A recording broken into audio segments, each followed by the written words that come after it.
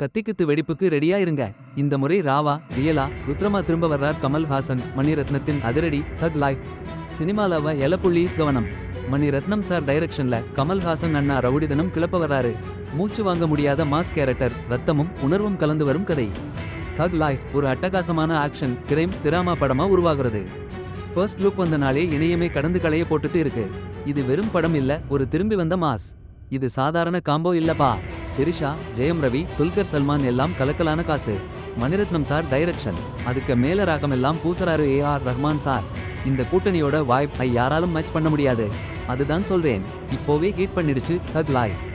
Mani Ratnam sir உடன் மீண்டும் சேர்றதுலேயே ஒரு பாசத்துக்கும் பழைய ரத்தத்துக்கும் மீனிங் இருக்கு. தயிர் சாதம் போல சாமர்த்தியமா இல்லப்பா. இது அடிச்சோடனு கிளம்புற கதையாச்சு. கதையில அரசியல் இருக்கலாம், பழிச்சும் இருக்கலாம், ஆனா ஒரு விஷயம் நிச்சயம், இது சமாதான கமல் இல்லப்பா. இது சரிதான் கமல், சன்கிளாஸ் அணிந்த சிரித்த முகம்.